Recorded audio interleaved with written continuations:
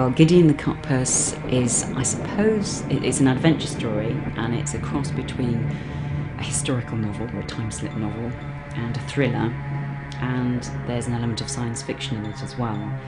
And the basic story is, it's about two 12-year-old children, Peter and Kate, who are trapped in time.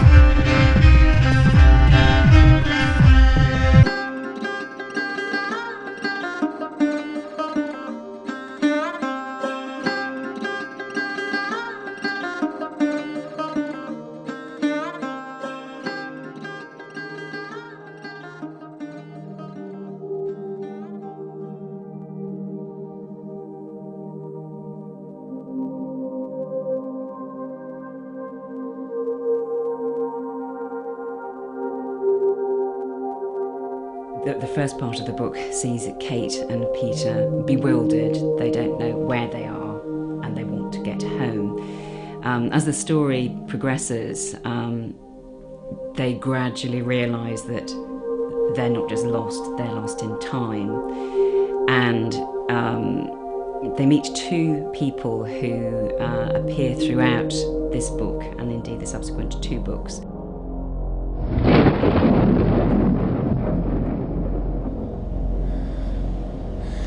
My name's Gideon Seymour. I believe we share an enemy. The tar man's stolen your contraption, has he not? And I have, let us say, unfinished business with him. He's been pursuing me these past 6 days. And yesterday, were it not for your timely arrival, he'd have caught me, of that I'm certain. I knew he was gaining on me, so I concealed myself in a hawthorn bush. I saw him coming over the brow of the hill, and as he looked out for me and I peeped out for him, we both witnessed your appearance out of thin air like some devilish apparition. I thought at first you were both dead, for you were held as if by invisible ropes to that unworldly contraption, and your heads and your limbs lolled so that you looked like you were rag dolls. I couldn't move because I didn't want the tar man to see me, and the tar man, by the look on his face, was as terrified as I. Then some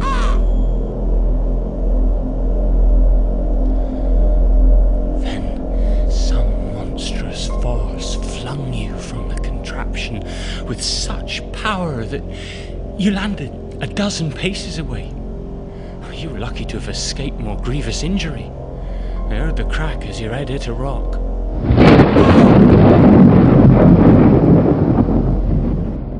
The tar man is the anti-hero. He's the villain in Gideon the Cutpurse. He steals the anti-gravity machine which was responsible for catapulting the children back in time. And he's the man that both Gideon and the children have to fight in order to get back home.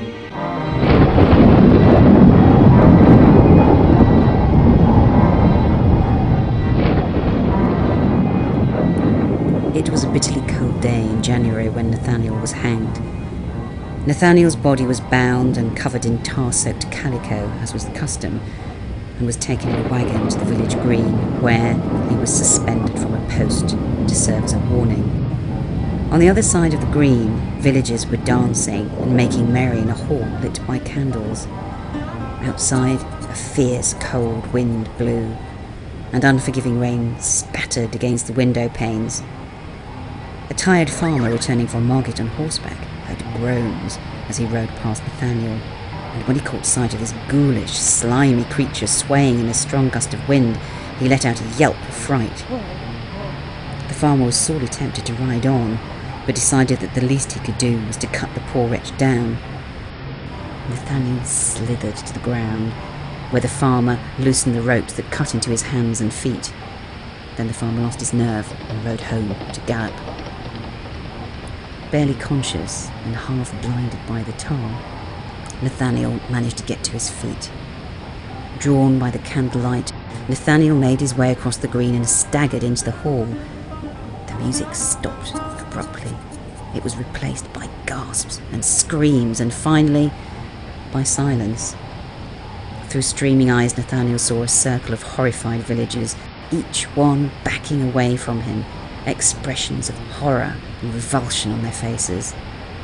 Nathaniel's neck was severely injured, and his head drooped grotesquely to one side. He opened his mouth to beg for help and reached out to his neighbours with tar-covered arms. Not a single soul was willing to come to his aid, and soon the whole gathering had retreated as fast as their legs could carry them into the wintry night. Nathaniel was left alone, howling in anguish at a world without pity.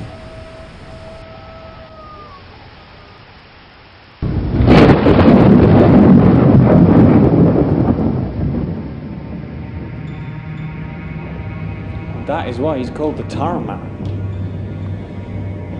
I suppose he's fearless because he's faced the worst a man can face and still survived. I've never seen him truly fear another mortal soul. Neither have I seen him show pity or compassion.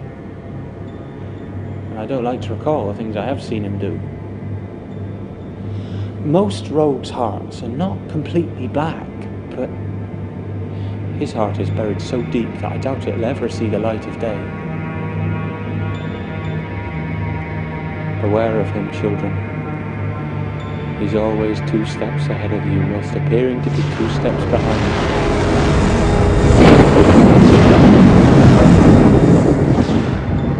you. Gideon is quite a dark novel. There are several, I think, very scary passages. And I remember asking my own children, who have heard all of this novel as it was written at various stages, is this too scary? And of course the answer is, of course not. We love this sort of thing.